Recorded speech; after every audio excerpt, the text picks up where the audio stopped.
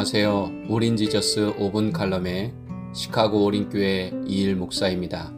오늘의 제목은 그리스도인의 목마름입니다.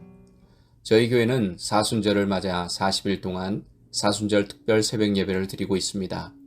예수님이 가신 십자가 고난의 발자취를 따라서 예수님이 하신 말씀을 중심으로 은혜를 나누고 있습니다.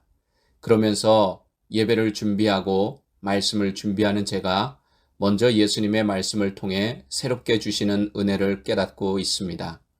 이번 주간은 예수님께서 십자가에서 하신 7가지 말씀인 가상칠언을 통해 은혜를 나눴습니다.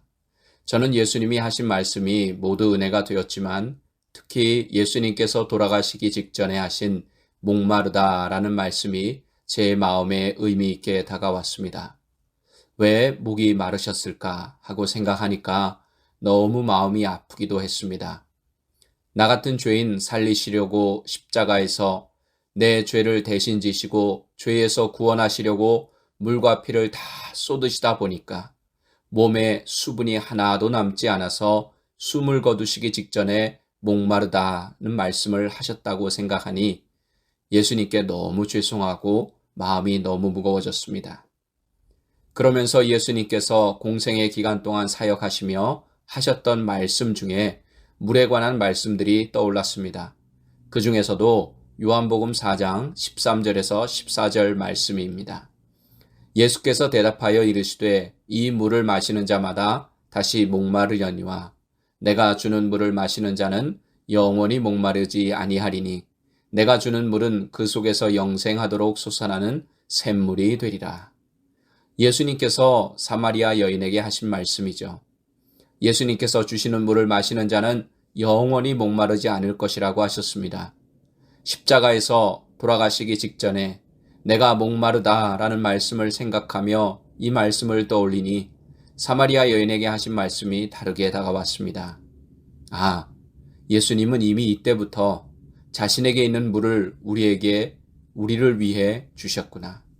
예수님에게 있는 영원히 목마르지 않는 물을 죄인들을 위해 주시고 정작 본인은 십자가에서 목마르다라고 하셨구나. 이 예수님이 말씀하시는 영생하도록 솟아나는 샘물은 바로 예수님의 보혈이었구나. 사실 예수님의 사역 중에 많은 부분이 당시 세상을 살아가지만 타는 목마름으로 살아가는 사람들의 인생의 목마름을 해결해 주시는 것이었습니다. 삶의 의미와 목적을 상실한 목마름으로 살아가는 수많은 사람들의 영혼과 인생의 목마름을 해결해 주셨습니다. 태어날 때부터 앞 못 보는 사람의 목마름, 귀신을 들린 아들의 울부짖음을 매일 들어야 했던 부모의 목마름, 12의 혈루증 앓던 여인의 목마름, 나병이라는 저주받은 질병으로 고생하는 사람들의 목마름, 수많은 목마름을 해결해 주셨습니다. 이 시대를 살아가는 우리에게도 이런 목마름이 없을 리 없습니다. 저는 2000년 전에 살았던 사람들의 목마름을 해결해 주셨고 십자가에서 보혈을 흘리심으로 영생에 대한 목마름을 해결해 주셨던 예수님이 지금 우리가 믿는 예수님이라고 믿습니다. 어제나 오늘이나 영원토록 동일하신 예수님은 지금도 우리의 목마름을 해결해 주십니다. 예수님은 십자가에서 물과 피를 다 쏟으셔서 목말라 하실 정도로 우리의 죄와 가난과 저주와 질병의 목마름을 해결해 주셨습니다. 예수님의 목마름이 없었다면 우리는 여전히 타는 목마름에서 벗어나지 못하고 지금도 헐떡거리며 죄 가운데 살아가고 있을 것입니다. 저는 이제 우리가 목마를 차례라고 생각합니다.